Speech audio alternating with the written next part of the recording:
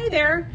This is Lisa Graham from Creative Life Scrapbooking, and I wanted to share a little bit more information about the fold-out page that I shared this past Friday, which was August 12th of 2022.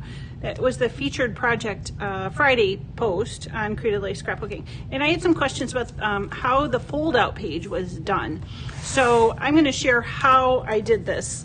I'll recreate this. I'm not going to really go into the details of the layout because I did share that on the post, and that will be in the third quarter of the idea book for Creative Life Scrapbooking. I'll include this project, but I did have a lot of questions. This is one of those things that's easier to do than to describe. I promise it's not that hard. So what I'm going to do is just recreate this fold out page, and I hope that you enjoy it. I really like this technique. It's not mine. It's a very old one. It's been around as long as I've been a consultant, for 20 years at least, probably longer than that. I wish I knew who to give credit to, because it's really a great way to add some extra photos to your layout, and also, you know, some interaction too. I like that. So, okay, all you need are two Creative Memories refill pages and photo tape. So that's what spurred this. Creative Memories brought back our beloved photo tape. And this is really strong. That's what you need to put along the jeeping, because you're going to create a hinge. And this is the perfect adhesive to do that. So, okay, we need two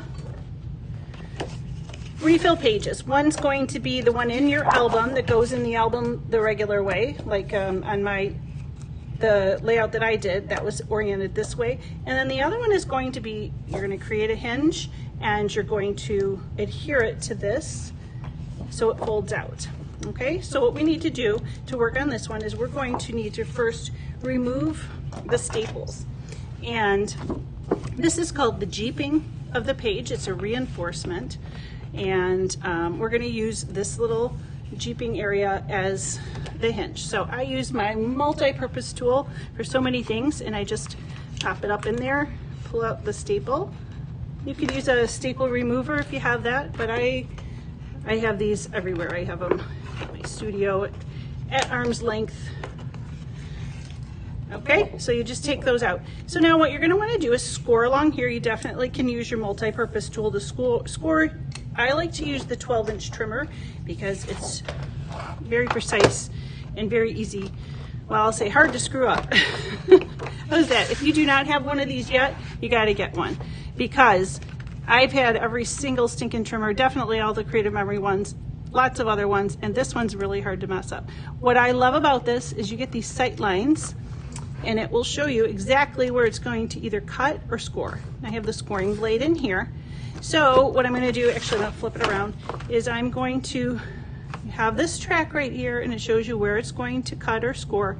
But I'm going to make sure again with this slider. Can you see that? And it's right up against there. And don't worry, you can be a little bit off. It's okay. But if you wanted to get right there, right up against it and hug it, you sure could. So that's what I'm going to do. Make sure you have it aligned up at the top, and slide this over just a teeny bit, and then I'm going to score it. I'm just going to do it a couple times to give it a nice base.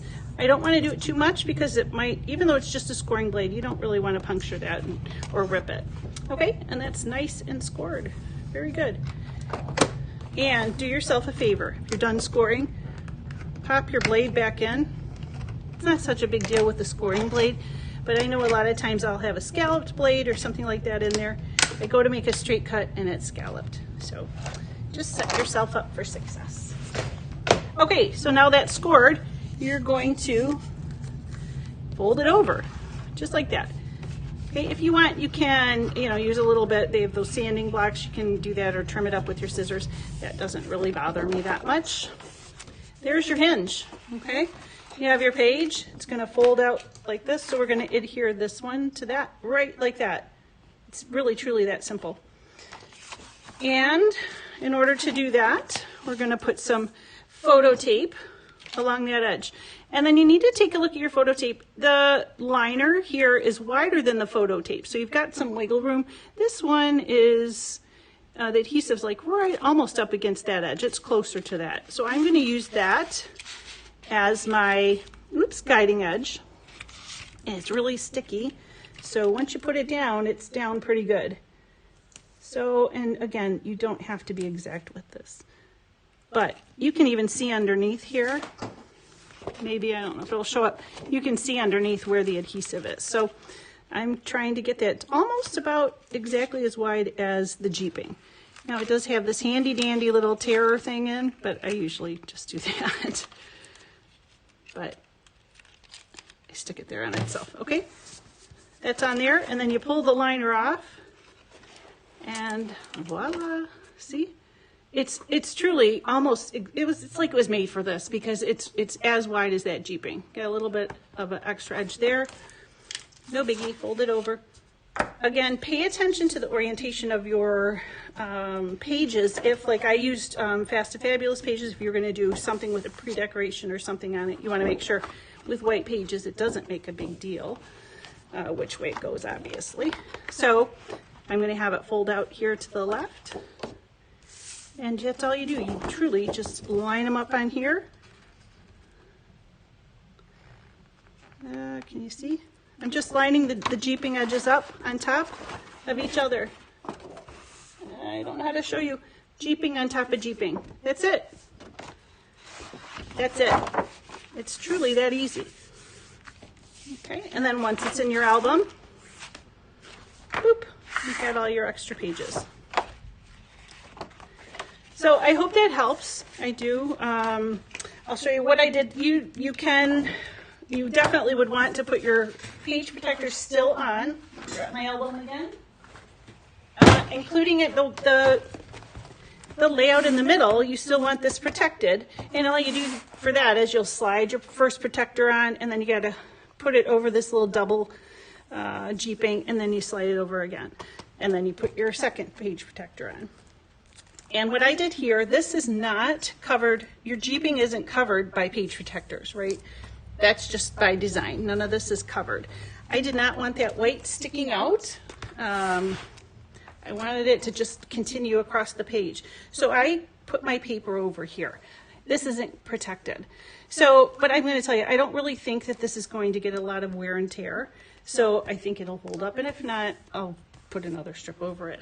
But I don't think, if that concerns you, you're worried about that, then this is unprotected right here, but it's just paper. I think it'll be okay.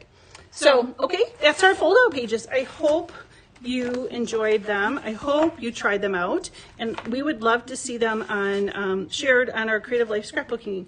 Just go look for that fold out page post on the Featured Project Friday post from just last, what was it, the 12th of August.